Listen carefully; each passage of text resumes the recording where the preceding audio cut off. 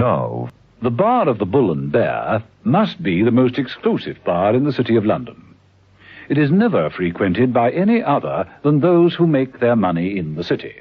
Brokers, jobbers, bankers, etc. all gather there in their sober city dress, and fortunes are made and lost over a glass of sherry. One group, round a small table in the corner, were quite typical. Their names were Todhunter, Boardman, and Jago. Your sherry, sir. Oh, thank you. Well, Boardman? Yeah, you were right, Todhunter. They upped the dividend. And that means, Jago, that you owe me a drink. I'll sign the slip for the sherry. Very well, Mr. Jago. Here we are. Thank you. The devil's that? Oh, sorry, men. The drink will have to wait. Wired for sound these days, eh? Yes, a new gadget. Transistorized communication, a sort of a portable secretary. Henry put me onto it. I think he's got shares in the company that makes them. It's quite simple, really. When my office wants me, they call the answering service, and they transmit the bleep sounds. Well, that's the signal to call them back. Oh, hadn't you better do, sir? There's no need. It's just a reminder that it's time I left for our board meeting. Yeah, come on, Henry. Leave the sherry for Jago. We have work to do.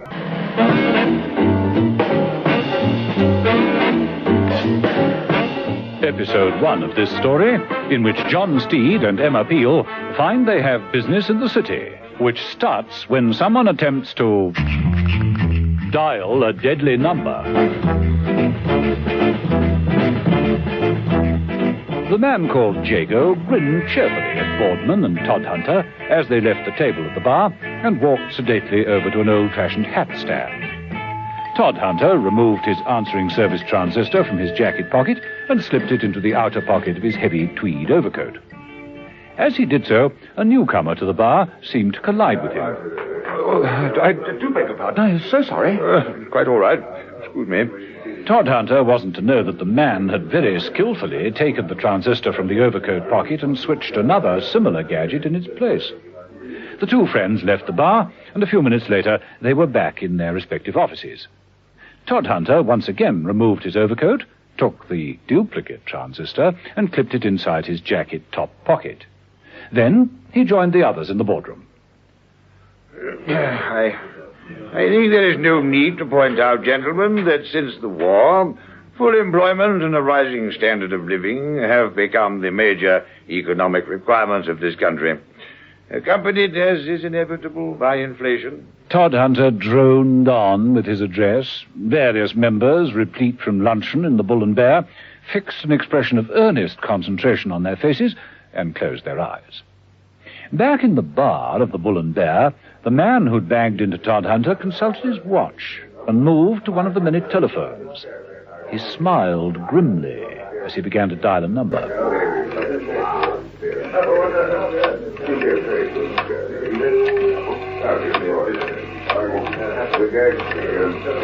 In the boardroom, Todhunter was concluding his speech. Therefore, gentlemen, the future for the industry looks very bright.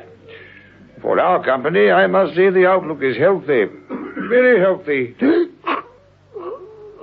Not so healthy for Todhunter, who at that point swayed on his feet, clutched at his chest, tottered, and collapsed face downwards across the boardroom table, knocking over a water cone.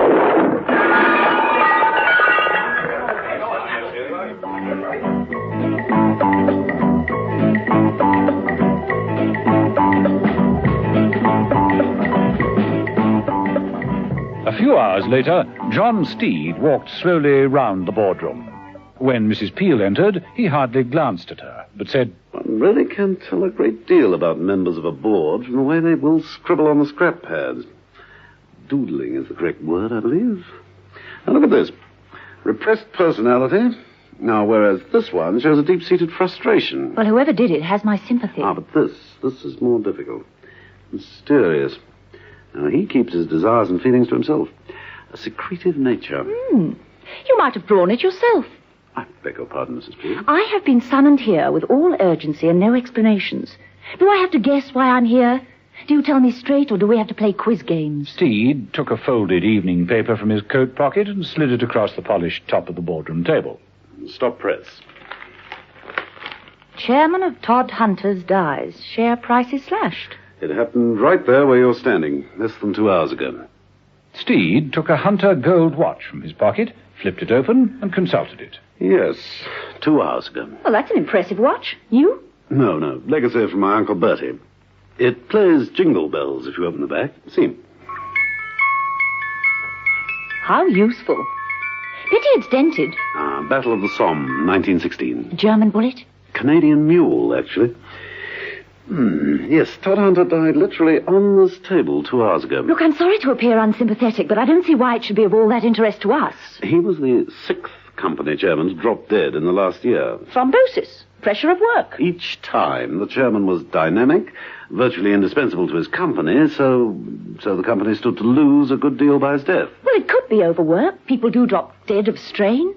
Question, did they drop, or were they pushed? All 6 of them? Why not? Motive. Your guess is as good as mine. A man dies, share prices drop, the company becomes cheaper and therefore easier to take over. Fine, but for one thing, they weren't taken over. Well, what next? A little dabble in high finance. Oh? Yes. 6 chairmen with only one thing in common. A banker named Boardman. Now, see if you can get hold of any personal possessions that Todd Hunter had on him at the time of his death. I'll pay a visit to banker Boardman. We'll meet up later. Let's go, Mrs. P.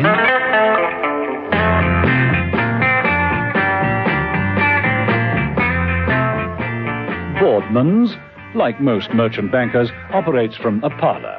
A large ornate room with a grate, thick carpets, and 2 ornate desks at opposite ends of the room. The room itself is panelled and lined with portraits and framed accounts. There are 2 doors, one Mr. Henry Boardman's, and the other his partner John Harvey's. When John Steed entered, Henry Boardman stopped signing letters and rose to greet him. My apologies, Mr. Steed. Will you take sherry and biscuits with me? Thank you. It's a charming place you have here. Nice to see old traditions maintained. Yeah, virtually unchanged in 147 years. Since the bank was founded, in fact. Well, you come to us most highly recommended, Mr. Steed. Your bona fide is excellent. Yes, most excellent. Thank you. Yeah, the nature of your business? Money. Yeah, naturally. Shall we say £1.5 million? All right, then let's make it 2 million clear. Nice round figure, eh? Helps keep the accounts tidy. Mr. Steed... Just for a start, of course. We may want to double that figure eventually, but... Mr. Steed, I admire your attack, but even on the strength of these references, a loan of £2 million would be... Oh, my dear chap, no, you misunderstand me. I haven't come here to borrow. I want a deposit. Deposit? £2 million? If we can agree on the proper way to invest it. You see, I represent a trust fund set up by one of the armed forces. We have very substantial funds to invest and thought that one of the better merchant banks might be the best way of placing them. More than that, I'm not at liberty to say at the moment. Not until I'm quite sure that your bank is the one to do business with. I'm sure you understand. Oh, absolutely. You're looking the market over, so to speak. So to speak, yes. Well, Mr. Steed, I think you have made a wise choice in coming here first. This is your first call. I can see you're as wily as your reputation, Mr. Boardman. Can I offer you a cigar? A custom roll? Oh, no, thank you. No, too early. Yes, I feel at home here already. The air of ordered calm, a feeling of solidarity, of financial wisdom.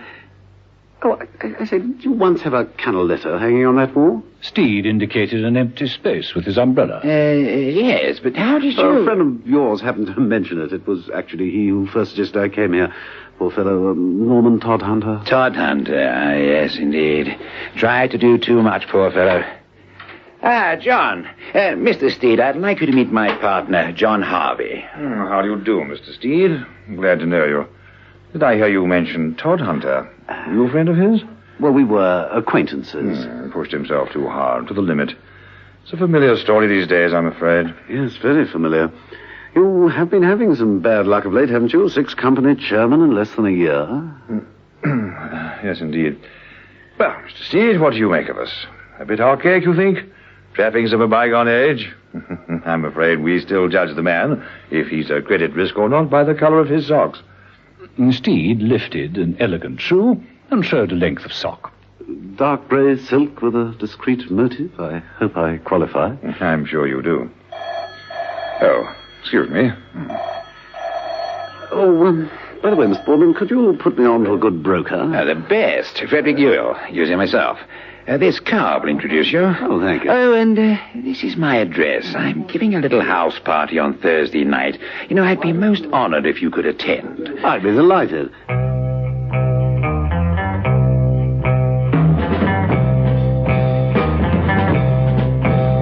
Mrs. Peel was having a far less pleasant afternoon.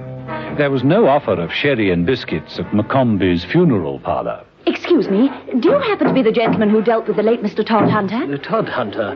No. Oh, yes, the mahogany and walnut, the velvet lined, the solid brass handles, the Gothic style. I prefer the Corinthian fluted myself. Oh. Well, I've come to pick up his personal effects. I have the authority here to remove all he had on him. There won't be an autopsy, will there? Autopsy? Why should there be? The doctor signed the death certificate. Thrombosis. Why should there be an autopsy? You didn't notice anything peculiar about the body? Oh, slight bruise above the heart, that's all. His things are over... Oh, that's funny. It's gone. What's gone? There were one of those bleep gadgets for answering service. It's gone, and yet I took it out of his pocket myself. His top pocket. It was clipped to his top pocket. About level with the heart? Yes, I suppose it would be. Odd, isn't it? Very odd. Very odd indeed.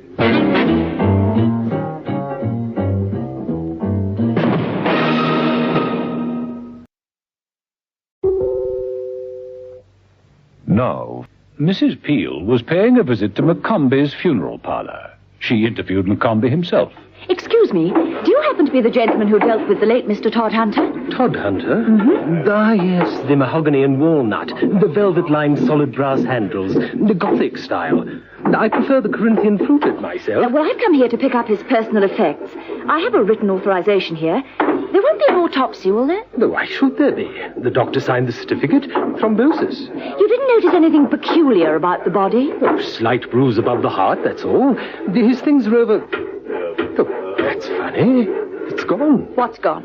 One of those bleep gadgets for an answering service. It's gone, and yet I took it out of his pocket myself. His top pocket. It was clipped in his top pocket. About level with the heart? Yes, I suppose it would be. Just about on a level with the heart.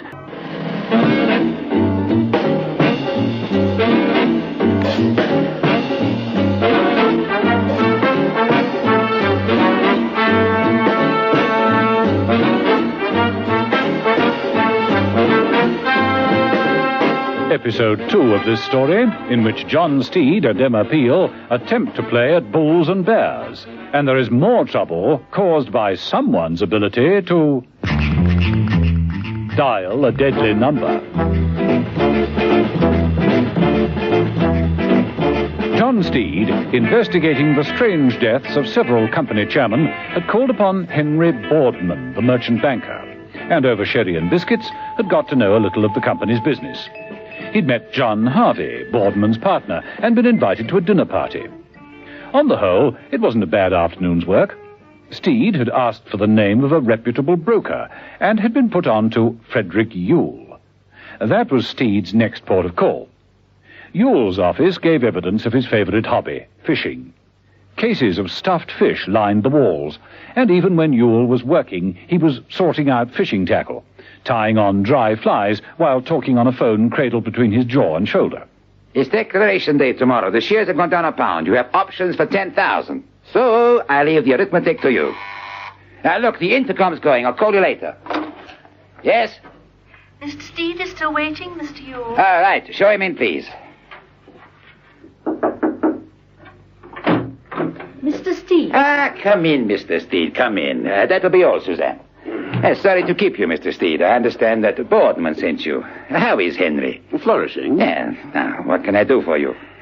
Tell me, do you know a company called Castle's Tin? Yes. Well, Chappie in my club seems to think they're a good speculation. There are two occasions in a man's life when he shouldn't speculate. When he can afford it and when he can't. Yes, well, thank you for the advice. That's not mine, Mark Twain. Now, he was another fisherman. There's nothing to touch it, fishing. The thrill of pulling in a really big one. Do you fish, Mr. Steed? Well, you might say I was always fishing around. I can't get away as often as I should like, Scotland, a place, Caught a salmon last year, as big as... Well, it was pretty big. Now, can I offer you some sherry and biscuits? Yes, thank you. Yes, yeah. indeed. Suzanne, see to the sherry and biscuits, will you please? Yes, Mr. Yule. Now, where were we? Castle's Tin. That's They're right. the sort of company. The friend who gave me the tip's having a lot of success on the market lately, but must admit I don't understand how the shares have gone down every day, but he's still coining it in. Yeah, can be done. You can make money out of failure? Ever heard of a thing called a put option? Vaguely. You take a put option when you think the share price is going to fall. You start by selling the shares, the price drops, or you hope it does, and you have an option to buy them back at the new low price. The difference is yours. Complex. Definitely not for the amateur. Yeah, but very profitable when you pull it off. The whole thing depends on the shares falling in price. Yeah. Of course, if you had the means of foreseeing the future and perhaps influencing Yeah, it. that would be another thing entirely. What was the name of the company your friend dabbled in? Todd Hunters. Oh, stupid of me. Stuck a hook in my thumb. I understand it was quite a killing. Yule looked up from his fishing tackle in mild surprise. Well, that is the correct term, isn't it? Sherry, Mr. Hugh. I think you should know that Amalgamated Industries are down 2 points. And Ben Jago is on the phone. Shall I have him put through to you here? No. I'll go outside and speak to him. We must buy 20,000 amalgamated at once. I won't be a moment, Mr. Steed. Help yourself to sherry. Suzanne will show you some investment prospects while you wait. Suzanne poured the sherry and handed Steed a glass. Then she took from a filing cabinet a sheaf of papers. I think I should explain I'm just a babe in the financial woods. Perhaps you could help me with the finer points. Well, I'll try. Steed perched himself on the desk, very near to Yule's secretary. Keep your eyes on the folio, Steed. This is just a suggested portfolio. It means that your capital would be spread equally through the key industries. So much in steel, so much in oil, so much in industrials, and so on. Fascinating. This suggested scheme would mean an initial investment of about £50,000 in round figures. Round figures, eh? Not those kind of round figures, Steed. There really isn't much more to explain. It's all straightforward enough. Our investment suggestions are carefully selected, tried and tested. By Ben Jago? He is a client of yours, isn't he? His name is banded around the city as a man to watch. Oh, yes, he's very successful. One of our best clients. How does he do it? Crystal ball? Foresight? I mean, he does dabble a lot in put options, doesn't he? Always one jump ahead, sensing when the market's going to be just right. Well, experience, I suppose. Nevertheless, it is uncanny sometimes, like his last success. Oh, and that was? Todd Hunter and Company. He took out options a week ago, holding of 100,000, and it paid off. Still, that's Ben Jago for you.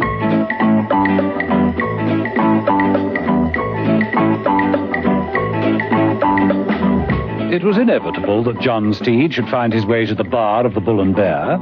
That's where the money action is, and that's where one had a jolly good chance of meeting Ben Jago.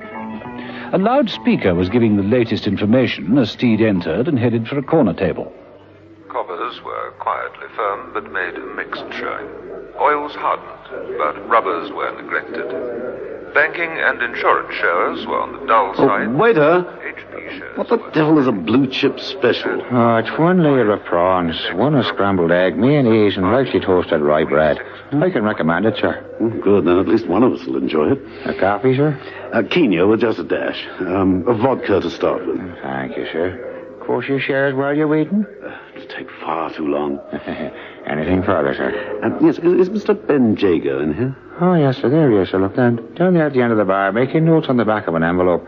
That's Mr. Jago. Oh, thank you. Thank you very much, waiter. Steed tipped the waiter, casually picked up his newspaper, and noticing a very attractively dressed woman leave Jago's side, moved across to the stool. Jago was still doing calculations when Steed said, Excuse me, aren't you Ben Jago? Yes, that's right. We share the same broker. Charlie Bingham. No, Ewell, Brian Ewell. One can't be too careful. Sit down, Mr. Steed, John Steed. I do apologize for the interruption. No, not at all, not at all. They put you into Gibbs Electronics? Not yet, no. Well, see, they don't. Don't like the smell of them. Oh, thank you for the tip. Your vodka, sir. Oh, thank you. No ice. House rule, sir. Really? Oh, a dealer from Wall Street once asked for a bourbon on the rocks. 2 brokers dropped dead on the spot. Tell me, Jago, How is all this done? I mean, it's as remote as water dividing to me. Oh, mainly by guess and good luck. Oh, I don't believe it. Ben Jago, one of the shrewdest in the city. That's what my guidebook says. Then it's time to buy yourself another guidebook. No rules you can offer me? Buy when they're friendless. Never wrong to take a profit. They're only half-truths. All of them. How do you know about Todd Hunters, for instance? I mean, that was more than a half-truth. It was a hot tip from our broker. Wish he'd told me about it. Patience, Mr. Steed, patience. Devil a lot of fiddling before Rome was burned, you know. Yes, well, just remember if there's a fiddle going on, I'd like to get in on it. Don't take too many risks. Remember, even Nero got his fingers scorched. Good day, Mr. Steed.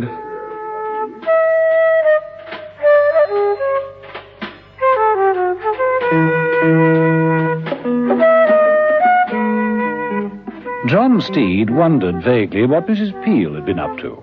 He hoped she wasn't branching out on her own and getting into trouble. Knowing Mrs. Peel as he did, that was a forlorn hope. She'd been checking on the possessions of the late Mr. Todhunter, and when she'd found out that the transistor receiver that he carried for the answering service was missing, she immediately started to check up. In the foyer of Warner's answering service, she paused at the desk and rang the bell. Oh, good afternoon. I'm J.P. Warner of Warner's Answering Service. Can I help you? Yes. I'd like to know more about the service you offer. Oh, splendid in its simplicity, Mrs. Peel. Ah, yes. The scheme operates along the lines of many used in hospitals. Subscriber carries a bleep on his person. And then if he's ever wanted, the machine bleeps and he takes a radio message telling him who wants him and what the telephone number is. What's the range of this service? The scheme is, in the main, confined to the city of London. I see. So it's more or less limited to brokers and financiers, etc. That's the idea. At that moment, a man came down the steps. He held a tool bag in one hand. Emma frowned. He looked familiar. It ought to be all right now, Mr. Warner. Needed rewiring, that's all. Oh, splendid, Fitch, splendid. Thank you. Who was that man? Anyone important? Oh, no. No, Fitch is the resident mechanic. Quite bright. Backroom boy in the war, I'm told. Now, Mrs. Peel. You supplied one of these bleep devices to a relative of mine, a Mr. Norman Todhunter. Tell me, Mr. Warner, did you ever get it back? Should we have done? Yes. He died. It's missing. I wondered, did you ever get it back? Well, Mr. Warner, did you?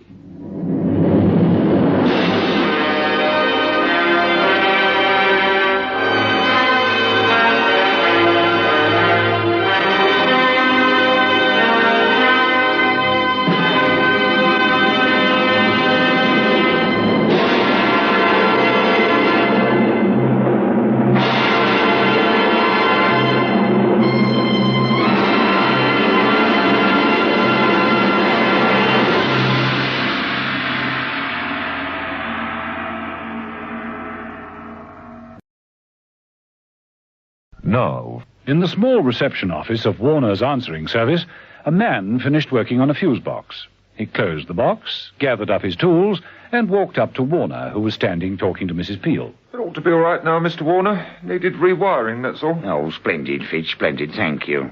That an important member of your staff? No, he's the resident mechanic. Something of a genius. Vaguely familiar.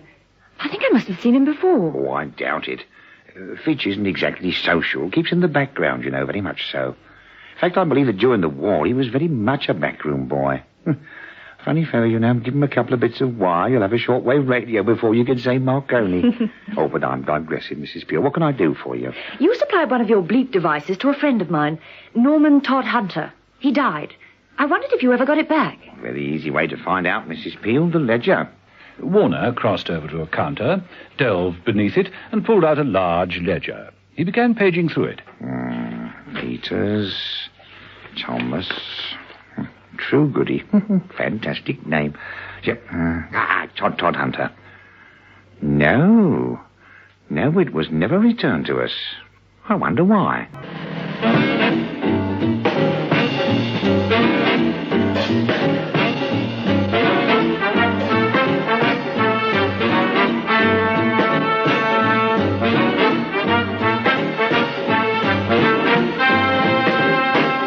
Episode 3 of this story, in which an attempt is made to knock out John Steed, and Emma Peel realizes that someone could quite easily kill him if they were able to dial a deadly number.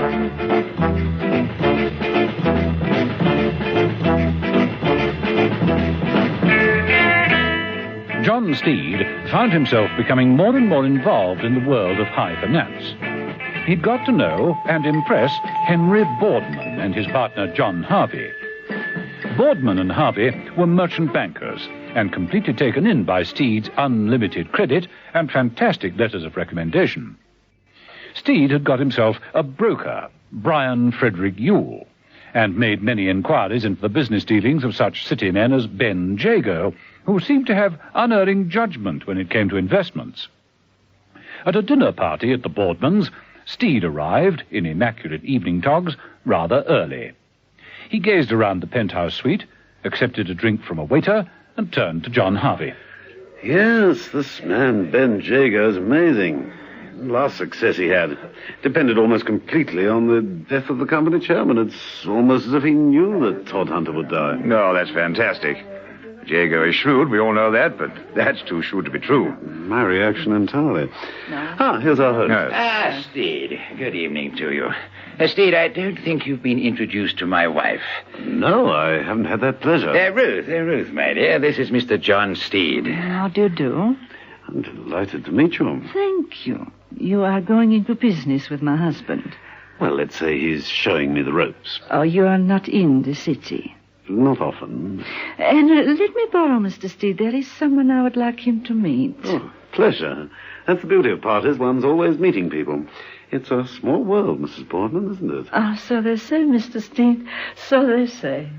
Ruth Boardman linked her arm casually through John Steed's and led him across the room to where a beautiful young woman was talking to a group of solemn-faced, white-haired men. My dear, this is Mr. Steed, another non-financial animal. Mr. Steed, Mrs. Emma Peel. Delighted to meet you, Mrs. Peel. Good evening, Mr. Steed. My dear, is dinner in 10 minutes, all right? Oh, I will go and see about it. Mrs. Peel is another of our clients from Barbados. She arrived recently. Recently? I arrived last week. You surprise me. Why's that? Oh, so little tan. It's the rainy season. Ah, yes, of course. Excuse me, Mr. Boardman, you have to make a telephone call. Yes, please excuse me. Don't be long now, dear. It is your idea to eat early. I admire your view. Beauty of a penthouse, of course. Oh, it is pleasant, isn't it? Restricting, but it is better for Henry. He can have a rubber of bridge at his club and still be home for dinner. You've given up the country house? Alas, yes. Would you excuse me again? I won't be a moment, but Henry is so fussy about the temperature of his wine. The rainy season, indeed. Well, it's true. The annual average, 36 inches, half of which falls between September and November. Next question. How long do we have to wait for the rest of the guests? I'm starving.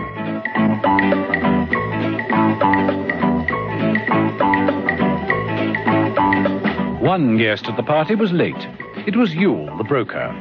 He knew it would be impossible for him to go home and change, and so he'd brought an evening tuxedo along to his office. He washed and changed swiftly, whistling as he did so. It was while he was fastidiously buttoning up the buttons of his waistcoat that he realized it was rather a tight fit.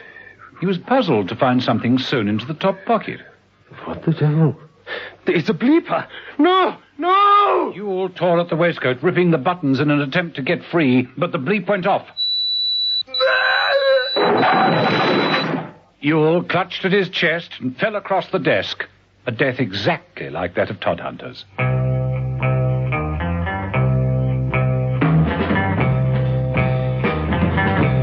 Back at the Boardmans, the dinner party had proceeded to the coffee, brandy, and cigar stage. There was one place, Yule's, which remained empty and untouched. Typical. A fine broker, but his manners are atrocious. Oh, there may be some logical explanation. I was right about the wine, wasn't I, Mr. Steed? Oh, indeed, yes, Mr. Harvey. And I adore your sherry. And the brandy, impeccable. I thought brandies were judicious. Not according to the authorized text. Are you interested in wines, Mrs. Peel? In moderation, Mr. Harvey. I was referring to your interest, not your capacity. So was I. We have a wine tasting at the bank cellar next Tuesday. If you'd care to come along, Mrs. Beale. I should be delighted. Perhaps Mr. Steed would care to attend too. Steed produced a miniature pocket diary immediately. Let me see. You'll say Tuesday next. Yeah. Ladysmith relieved 1900. A diary is a lovesome thing. That's fine. What time? 6 o'clock. We'll see how keen your palate really is. Well, in which case, if I may, I'll leave you and go into strict training. Just as you wish, Mr. Steed. Mrs. Peel, can I drop you somewhere? No. You're not going to deprive us of Mrs. Peel's company. Oh, we will see she gets home safely. I have my own car. Oh, well, I'll say good night then, and many, many thanks for your hospitality. Thank you, Mr. Steed. Good night. Good night. Good night.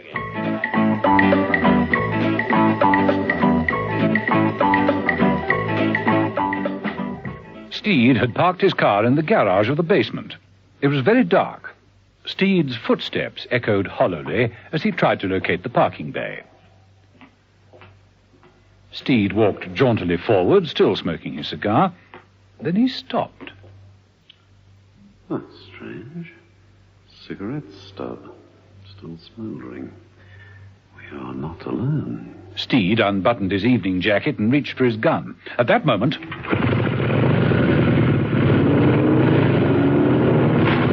Steed wheeled round. The headlights of what appeared to be a large car flashed onto him. The headlights separated as two motorcycles roared down the length of the garage. Steed dodged the first bike. The sinister rider, clothed all in black leather and goggles, skidded round. The second made for Steed, lying on the ground. Steed threw himself aside in the nick of time. His gun fell from his hand. The bike seemed to be coming at him from all directions. Steed, caught in the lights, made a perfect target. The first bike returned to the attack. Steed whipped off his evening cape and threw it over the head of the cyclist. Blinded, the driver lost control, smashing into a packing crate.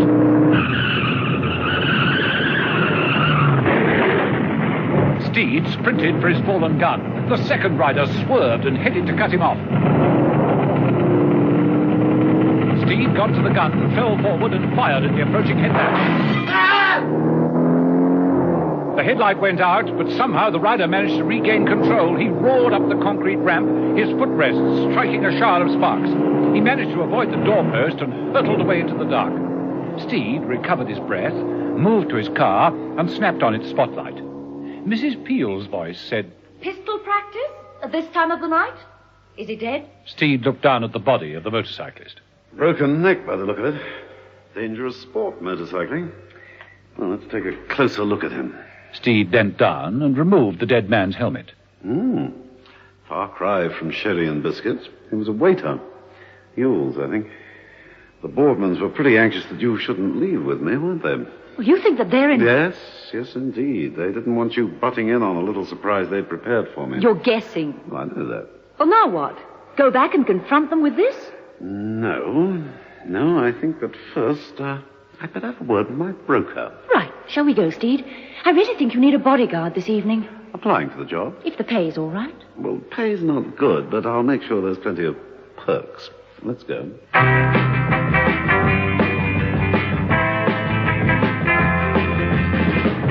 A short while after that, with the aid of his skeleton keys, Steed obtained entrance to Yule's offices. Yule's body now lay on its back. Papers were scattered all over the room. Steed examined the body thoroughly.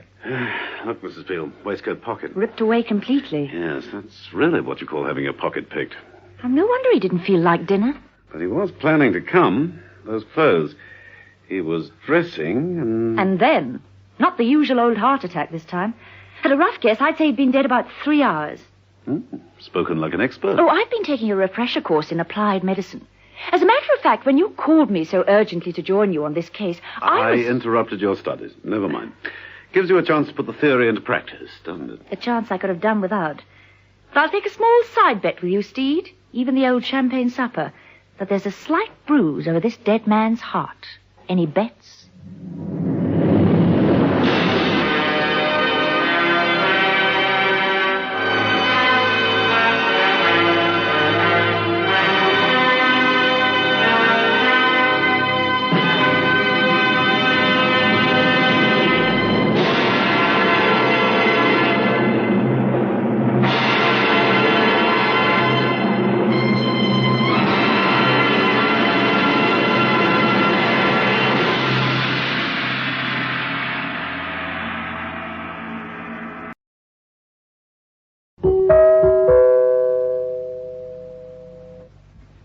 know.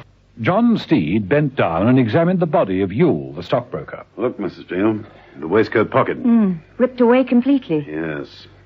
He was planning to come to dinner at Henry Boardman's, but he was dressing, evening dress. He's been dead about 3 hours.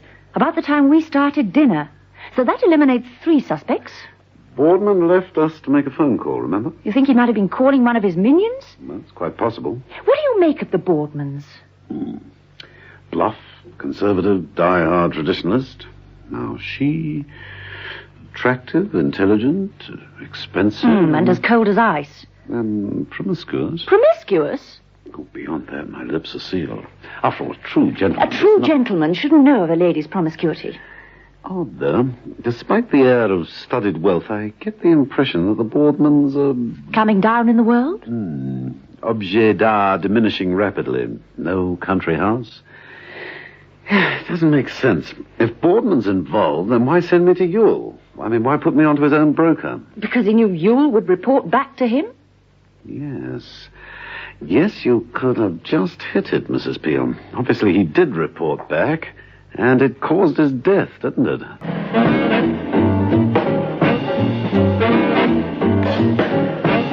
Episode 4 of this story, in which John Steed and Emma Peel continue to dabble in high finance, unaware that someone in the city is preparing yet again to dial a deadly number. John Steed, leaving Henry Boardman's exclusive dinner party, had had a most unpleasant experience in the garage at the base to the penthouse.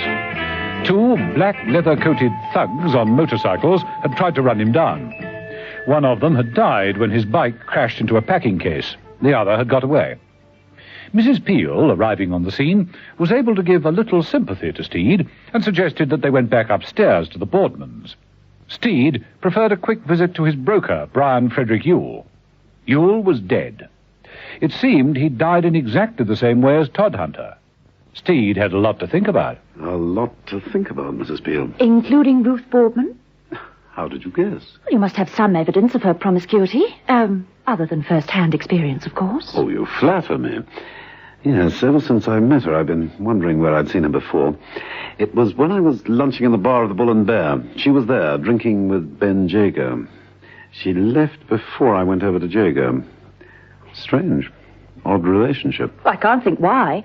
If Jago's one of Boardman's best clients, then it would be natural they should meet somewhere sometime. Yet their attitude to each other seemed to be more than friendly, shall we say. I'd be prepared to bet that Henry Boardman doesn't know a darn thing about it. Well, it's just another thread in the mysterious tapestry. We'll both meet them all again very shortly. Oh? When? This wine tasting do we've both been invited to in the cellars of the bank, remember? I'm quite looking forward to that.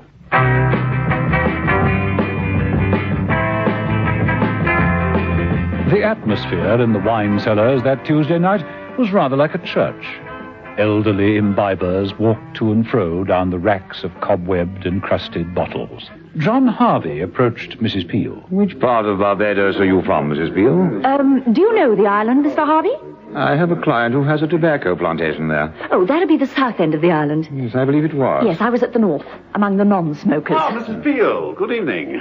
Sparkling, refreshing, but a little on the frivolous side. I am? The wine, this Veuve de Velay. Would you like to try some? Thank you. You know, I've got mixed feelings, Steed. Venerable yet devious. Ambivalent. It's not clear to me. The wine? No, the Boardmans. Everyone's friendly enough, but I get the feeling we're not trusted. Do you know what I mean? I certainly do. I haven't really been trusted since Eton.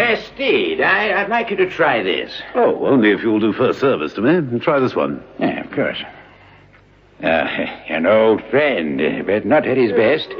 That 59. 10 out of 10. Now, you tell me all about this. Served on a silver tray, eh? I think you're trying to trap me. Trap you? Now, why should I want to do that? Hey, come along, taste it. Steed lifted the glass, sniffed the wine, and allowed it to touch his lips. I think we have him, John. Well, Mr. Steed, your opinion? Well, it's either a 65 Algerian red, or it's a Chateau Lafite Rothschild. Yeah, that's better. But what year, Mr. Steed? It's an old bouquet. Old, very old. As though seeking back in the memory of time, Steed reached automatically in his pocket for his old hunter watch. He said, looking at the time, Pre-1418 war, rare vintage. Pre-1914 and yet no earlier than 1880. Yeah, well, that still leaves you 34 years to play with, eh? Well? 1908? Boardman looked pleased. Would not be the year, no. 1909 from the northern end of the vineyard. Yeah. Remarkable, Steed. You have an extraordinary palate, Mr. Steed, for a... what is it you do? Taste wines, what else? You must have spent years in France. No, merely an extended leave in Bordeaux. Guest of a former Minister of Agriculture. It rained non-stop. This left us time to enthuse over the achievements of his cellar rather than speculate on the uncertainties of the harvest. End of story. I see. I hope when the time comes you'll be equally forthcoming. Do you mind if I pass on? I am enjoying this, sir. See you.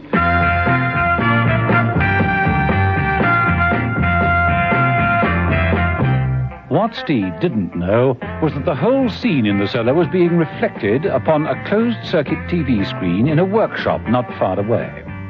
A white-coated worker, Fitch, the resident genius of Warner's answering service, watched Steed at his wine-tasting triumph. When it came to the part where Steed consulted his gold watch, Fitch grinned and opened a drawer. He reached in and rummaged about until he extracted a hunter watch identical to Steed's. Yes, exactly right. Exactly the same. Fitch took up a long, thin blade and opened the back of the watch. Should be easy. Dead easy. Don't like that word dead, Steed. Better watch that watch.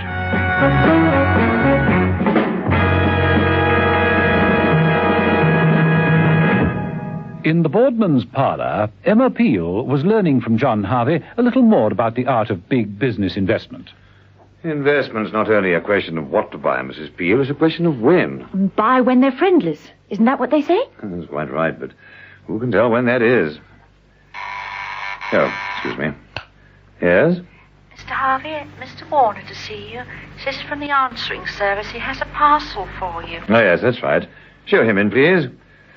I won't be a moment, Mrs. Peel. Harvey got up and walked the length of the long parlor.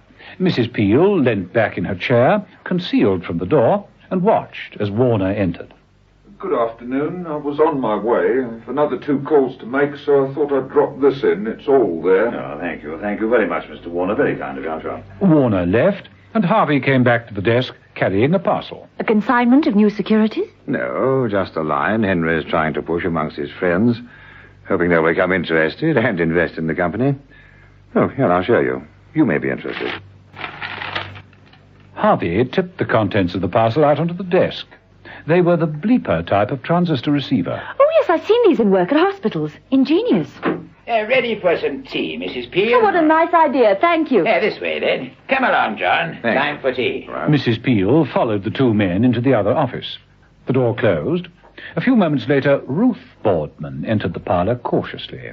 She walked up to the desk, ignored the bleepers, and searched amongst the wrapping paper. Eventually, she found what she was looking for. She unfolded the tissue paper. Here it is. A gold hunter watch. The replica of John Steed.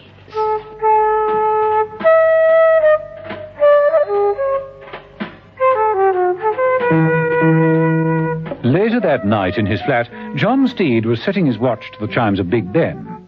Having done this, he carefully arranged his tie. Standing in front of the mirror with the contents of his pocket on the occasional table, he checked.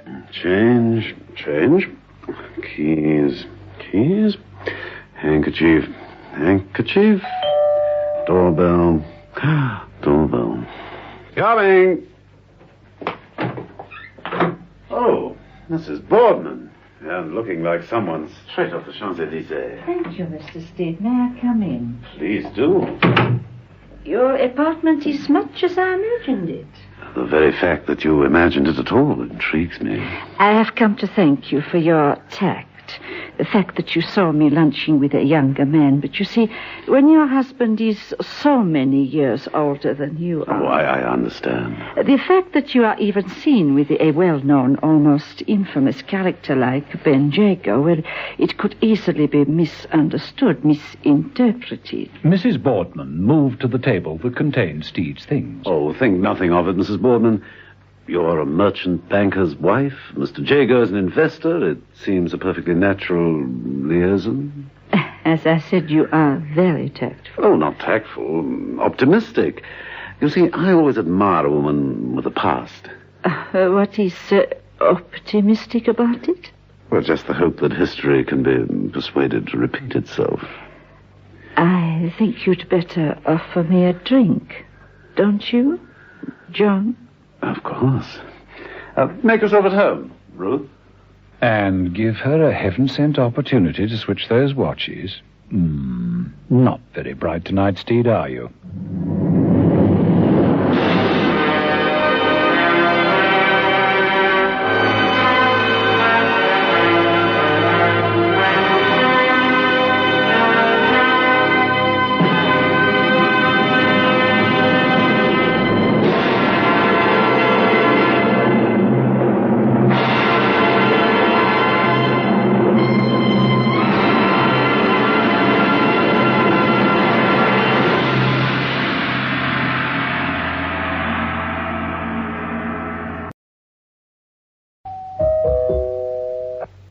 No. Mrs. Ruth Boardman took a quick glance round John Steed's apartment.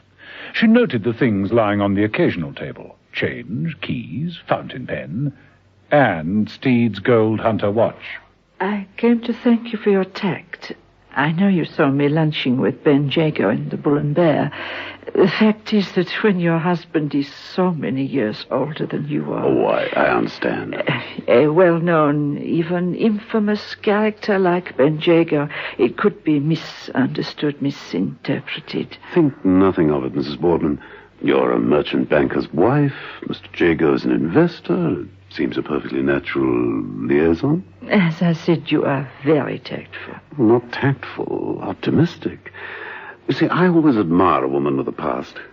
What is so optimistic about it? Just the hope that history can be persuaded to repeat itself. I think you'd better offer me a drink. Don't you, John? Of course. Make yourself at home, Ruth. Steed moved off to get some drinks, and Mrs. Boardman glided over to the table, opened her handbag, and took out a gold hunter watch, which she exchanged for John Steed's.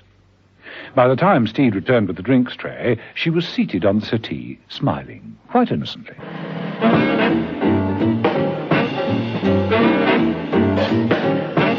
Episode 5 of this story, in which John Steed and Emma Peel both get a little nearer to the truth and find out the man who knows how to dial a deadly number.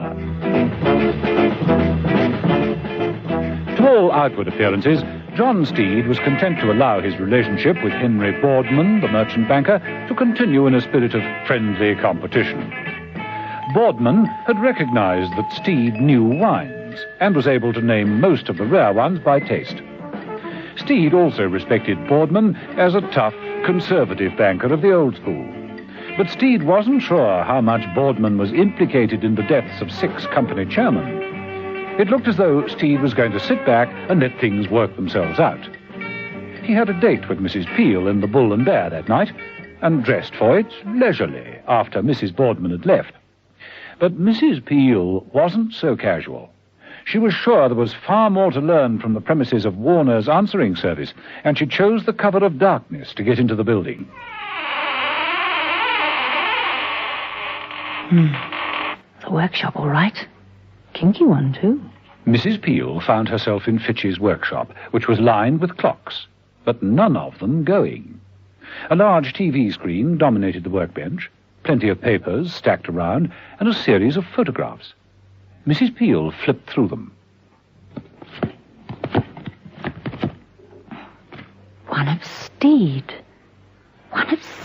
A blown-up photograph of Steed with a wine glass in his hand, and his gold watch in the other one. Oh, when could this have been taken? wine-tasting party in Boardman's cellar. A close-up of Steed's watch. This must have been taken from that TV screen and then enlarged.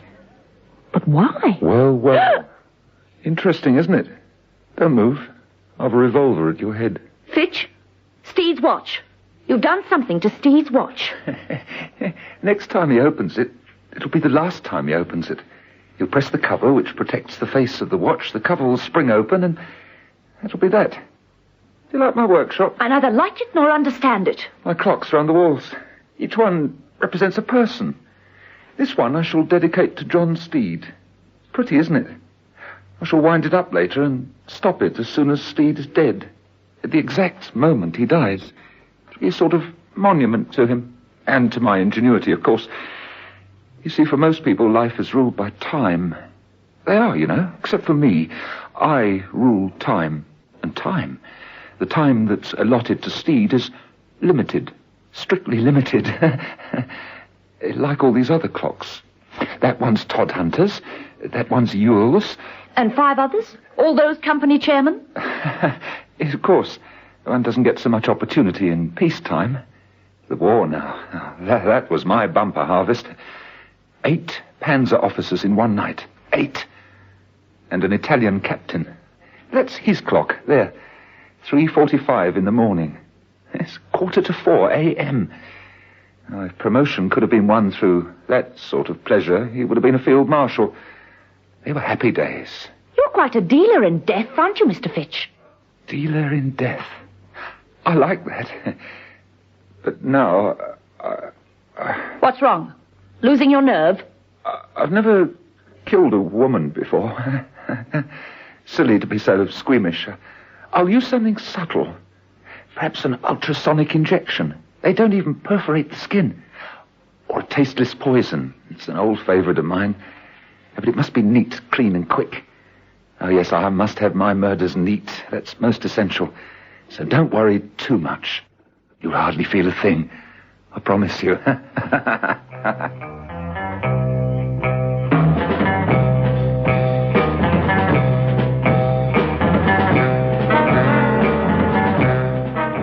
In the bar of the Bull and Bear, a waiter served John Steed with a balloon glass of brandy and removed the empty one. You sure there haven't been any messages? No messages, Mr. Steed. You've checked? I've double-checked. No lady named Mrs. Peel? No, sir, no one of that name. Steed slipped a hand into his pocket and drew out the watch. But before he could attempt to open it, the waiter said... It's 9.5, sir. You should get the Wall Street closing prices if you're interested. Oh, thank you. Steed slipped the watch back into his waistcoat pocket and sipped his brandy reflectively. Then he took out the watch again and gave it a good, hard look.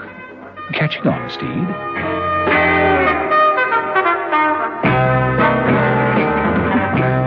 The lights weren't full on in Henry Boardman's penthouse, just one small table light by an easy chair. There were footsteps outside. The door to the main lounge opened. Ruth Boardman entered, switched on the light. Ew. Oh, what are you doing here? John Steed was sitting in the chair, idly swinging his watch from the end of its chain. I hope you don't mind my intruding. I told your manservant it would be all right. I thought I'd like to repay your call. You left so abruptly after your drink.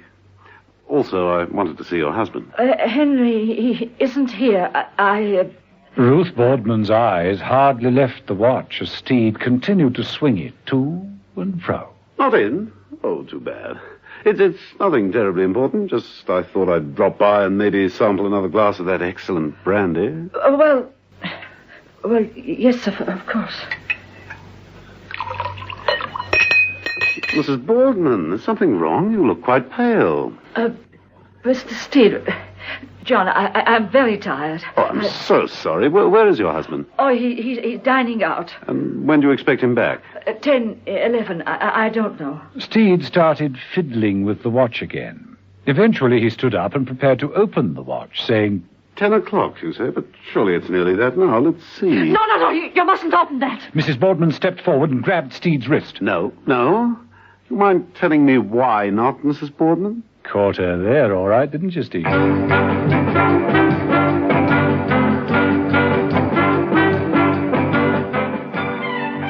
in his workshop, wound up the clock dedicated to John Steed and placed it on the bench. He then started working on the inside of an antique shepherdess clock. There was a sudden coded ring at the door.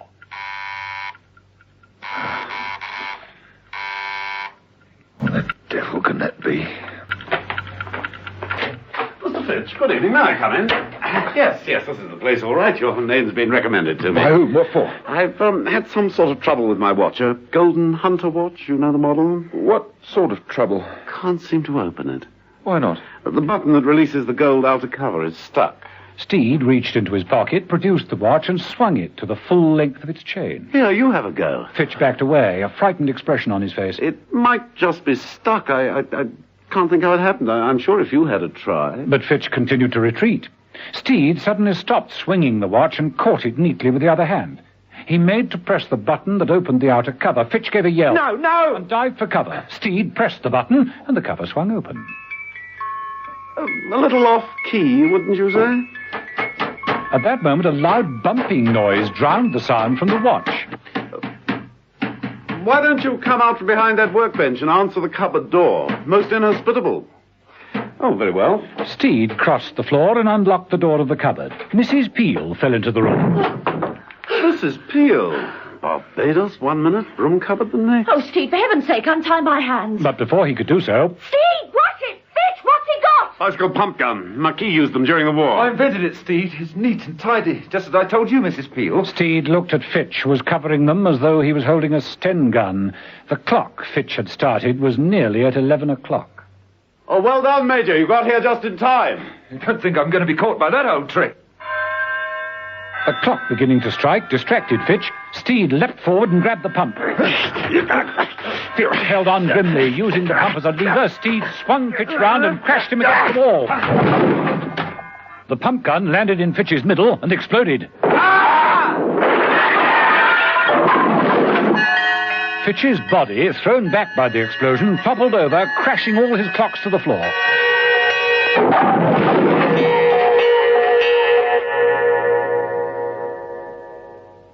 There was silence.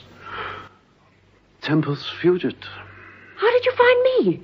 Find out about him. Ruth Boardman. Just like that? Yes, and a modicum of charm, of course.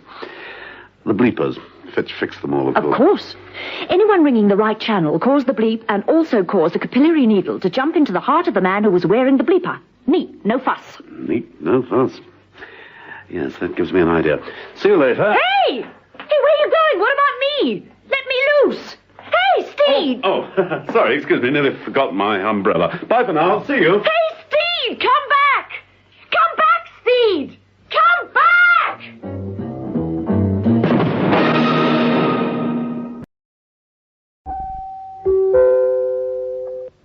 No.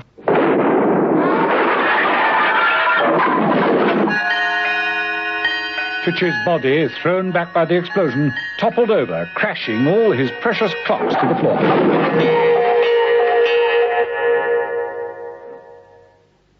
There was silence. Tempus fugit. Steed! Steed, how did you find me? Find out about him? Ruth Boardman. Just like that? Yes, and a modicum of charm, of course. Fitch fixed all the bleepers, of course. Of course. Anyone ringing the right channel caused the bleep and also caused the capillary needle to jump out into the heart of the man who carried the bleeper. Neat. No fuss. Neat. No fuss. Yes, that gives me an idea. I'll see you later. Hey! Hey, what about me? Where are you going, Steve? Come back and untie my hands. Let me loose. Hey! Oh, sorry, excuse me. Nearly forgot my umbrella. Bye for now. See you later. Steed! Steed, come back here. You can't leave me like this, Steed. But Steed had gone. Mrs. Peel sighed, looked down at her hands, and went in search of something sharp with which to cut herself free.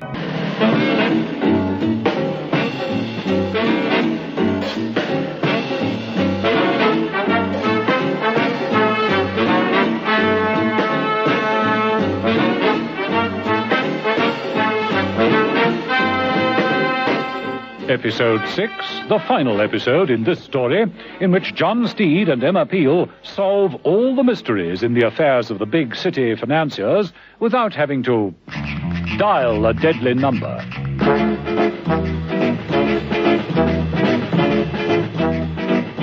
In their own ways, John Steed and Mrs. Peel had both found out who it was who'd invented the unique method of killing by using the transistor bleepers. He was Fitch, the mechanical genius of Warner's answering service. They'd all met up in Fitch's workshop, where Mrs. Peel was being held prisoner. Fitch had attacked Steed with another of his inventions, a nasty, lethal pump gun. And in the ensuing struggle, the gun had gone off and Fitch was killed. Steed was glad he was out of the way, but what about the brains behind it all? Leaving Mrs. Peel to take care of herself, Steed took a taxi to think things out. Warner owns Warner's answering service. And there's Henry Boardman, the merchant banker, losing ground in business and already lost his wife. John Harvey, Boardman's partner. And, of course, Ben Jago, the unscrupulous financier. One of them, or all of them? I'll have to find out. Well, first find your pigeons and then put a cat amongst them. For the next few hours, Steed worked quite hard, visiting people who didn't know they were visited. Next morning, Warner entered his office and changed into his working coat. There was a bulge in the top pocket. What the devil? Who the devil put this here? Warner, with a puzzled air, discarded the bleeper. In his penthouse, Henry Boardman was finishing breakfast. He removed his glasses and went to place them in the top pocket of his jacket. What's this? It's an extraordinary thing. Boardman placed the bleeper he'd found in his pocket on the breakfast table with an air of genuine amazement. Later, in the Boardman parlor, John Harvey seated himself at his desk and pulled a rose out of the bowl in front of him. He was about to thread it into his buttonhole when he spotted the bleeper in his pocket. Ah! Somebody having a joke. Or is this a trick? He ripped the bleeper from his pocket and threw it on the desk in a fury.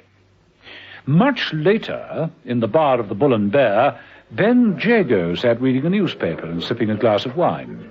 He spilled some and reached for a pocket handkerchief and found the bleeper. So, I'm the next one to be got rid of, am I?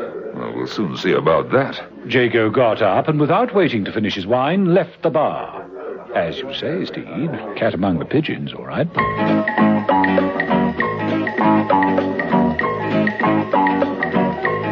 Later, Henry Boardman was searching John Harvey's desk, pulling papers out of drawers indiscriminately. Harvey's voice on a dictaphone played back all the time. The case for long-term equity investment has never been stronger. Inflation is as much a part of our life as bread and butter. Each year, the purchasing power of the pound grows weaker. Alternative forms of investment do not counteract the erosion in value of invested capital. And that's the end of tape one. All right, Harvey, stay right where you are, in that chair, nice and still. Jago. So you're in this too. And you're armed, I see. Where's Harvey? I thought he... I don't know. I took the opportunity while he was out of searching this desk. There's nothing here, and nothing on the dictaphone tapes to incriminate him either. But I know the truth. I can't believe it. Using this bank, Boardman's, as a cover for murder. Fraud. How did you find out? Ruth told me. She broke down after a visit from that man, John Steed. She told me it was all Harvey's doing. She didn't mention you. But of course, I should have realized that you were in it. All your lucky investments. I wanted to cut you in. Now, you flatter me, thinking I was that sort of a man. Well, what happens now? Every man has his price. What's yours? I'm too old to turn crooked. I leave that to the younger, frustrated people. Like my wife. Then that means we shall have to part company, doesn't it? Henry! Ben, what are you doing? You can see exactly what he's doing, Ruth. He's about to add another murder to his list of crimes. No, Ben! That's all you're doing. If you'd kept your mouth shut. But Steed knows there's only one thing to do. Get out! And leave your worthy husband to betray us both, oh no. Ben, put that gun down. Put it down. Out of my way. Stand away from him, do you hear me? No! John Steed and Emma Peel, visiting the Boardman offices later, found ample evidence of Jago's visit. I think the term is foul play, Mrs. Peel. Blood. The point is, whose? Well, my guess is Boardman's. Now, if you wanted to hide a body or bodies in this place, what spot would you choose? Something nasty in the wine cellar, Steed. Shouldn't be surprised, Mrs. Peel. Shouldn't be surprised at all. Only one way to find out, isn't there? And down in the wine cellar, Jago and Harvey confronted each other. I had to do it. I didn't intend to shoot her, just to silence him. She interfered. I thought when I found that bleeper in my pocket that you'd... You decided to get rid of you, too, huh? It might not have been a bad idea at that. No, not guilty. But somebody planted it on me. Someone planted one on me as well. There's no prize for the answer. John Steed. Somebody mentioned my name. Steed. Welcome to the gathering, Steed. The proverbial bad penny. Well, it was the Chateau Rothschild. I just couldn't stay away. Steed, how did you know? About wines? Oh, I was weaned on Chablis. Wine's become a habit ever since. It's a pity. One shouldn't overindulge in the good things of life. Such as company chairman, for instance? What are we going to do? Quiet, Jago. Oh, you do know my colleague, don't you? Mr. Jago, the king of the option market. Oh, yes. Pity about Ruth Boardman, Jago. She was a fascinating woman in many ways. You're becoming an awful nuisance, Steed. Well, I do my best to oblige. Men of integrity need careful handling. Oh, every time. But in the final analysis, everyone is corruptible. You think so? Henry Boardman wasn't. But then perhaps Jago didn't offer him the correct incentives. Maybe not. Everyone, I think, has their price. Don't try it, Harvey. It won't work. I can handle it. I've handled everything else. Well, rather badly, if I may be allowed to say so. What? But while we're talking and not drinking, can't I... Stay where you are. Steed turned, as though surprised, to find himself looking down the wrong end of a revolver. Jago's finger tightened over the trigger. Mrs. Peel, who was standing behind some wine casks, thought it about time to join the action. She rolled a barrel into the back of Jago's leg. The cask caught Jago under the knees and knocked him over. The gun fell to the ground. Harvey dived for it, got to it before Steed. Steed dodged behind the wine racks. Don't let them reach the door, Jago. Right.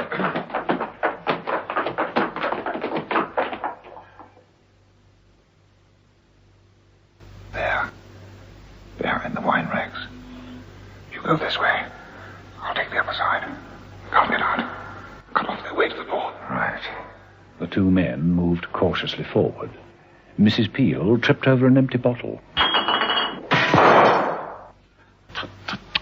What a waste. Steed seized a magnum of champagne by its neck. That's about the right weight. Jago crept forward. Steed waited, and then hit him. Didn't even break. Good year. Mrs. Peel was tackling Harvey and was at a decided disadvantage. Can only have one bullet left. That's if I can still count. Here goes. Right. No more danger. Mrs. Peel leapt forward. Harvey swung round and fired. Several times on empty chambers. Mrs. Peel closed in, gripped him. Mrs. Peel got a good hold, threw Harvey over the cask. Well thrown, Mrs. Peel. Care to share a glass of champagne? Well, it has been thirsty work. Now, let me choose wisely. No. Watch it, Steed. Jago's coming too. Steed, who had been opening the champagne, turned the bottle on Jago.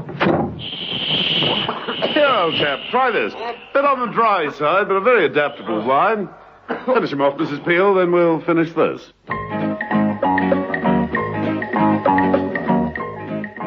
Later, in a taxi, going home. I make no apology for helping myself to a crate or two. Here. Tell me, what do you think of it? A claret with unusual body. Eh? The Bordeaux district. You amaze me, you're right. A little village at Saint-Péréon. This would be from the De Vere vineyard. Mérion Saint-Clair. Let's see. 1931. Fantastic. Emma, my dear, how'd you do it? I read the label on the bottle.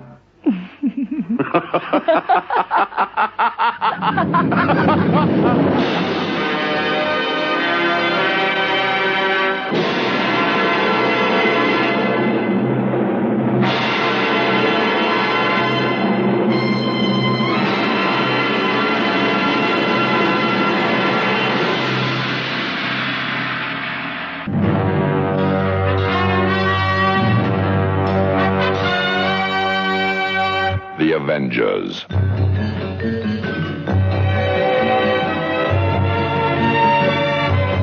Listen every evening, Monday to Friday, to John Steed and Emma Peel, The Avengers.